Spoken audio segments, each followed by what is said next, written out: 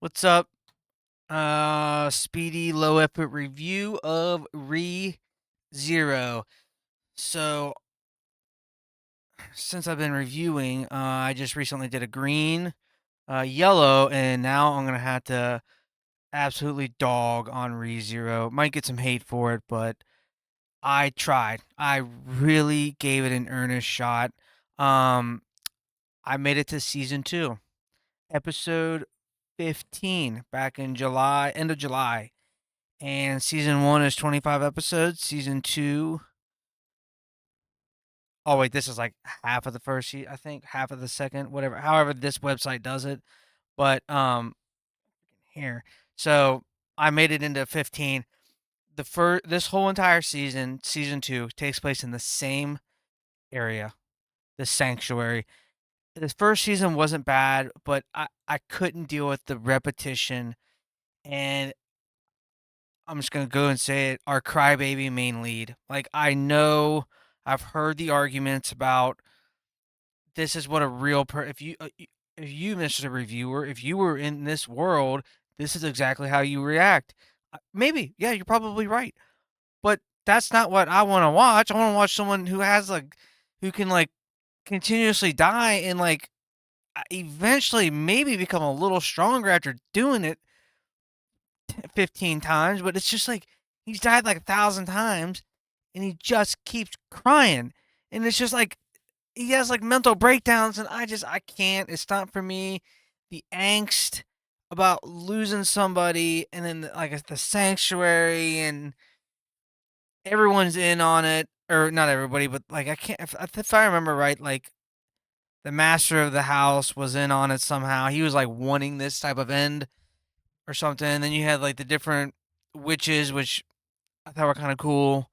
It's not redeemless, but it's the main. It was the main, and then this little girl witch, whatever, the protector of the house. I mean, she just didn't want to lift a finger to help anybody. And then I feel like the main chick was useless. She might not have been. That's just my memory.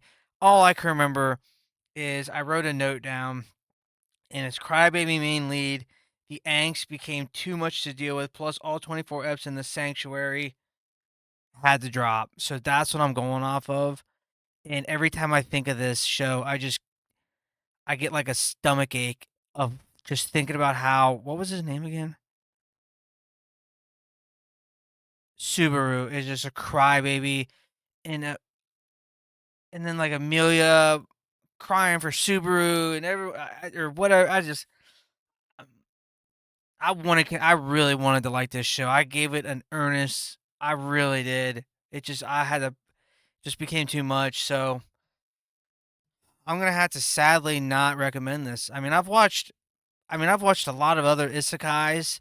Um, Maybe I gear more towards the power fantasy. Not sometimes it gets out of hand, but he's got a great power. But he just like after 2 seasons, dude, come on, you got to come to terms with this.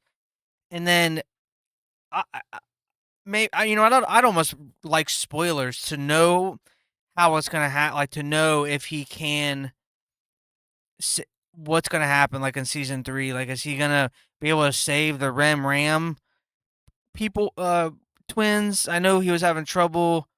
Like couldn't restart far enough back or something like that. I do remember now one cool thing. I think it was season one when they had to fight that giant white whale. That was cool. That was awesome. I feel like at that point in time we saw him as like a hero. He buckled down and like was brave for once. Well, he's actually, I shouldn't say that because he's actually always brave because he keeps doing it, but then he keeps crying about it. But still, it was awesome. Everyone got together, beat these awesome white whales near that giant tree.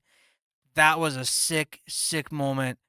But season two, man, that was hard. Season two was extremely hard to watch. Um, I don't know. I think it was just too much in one place. So with that,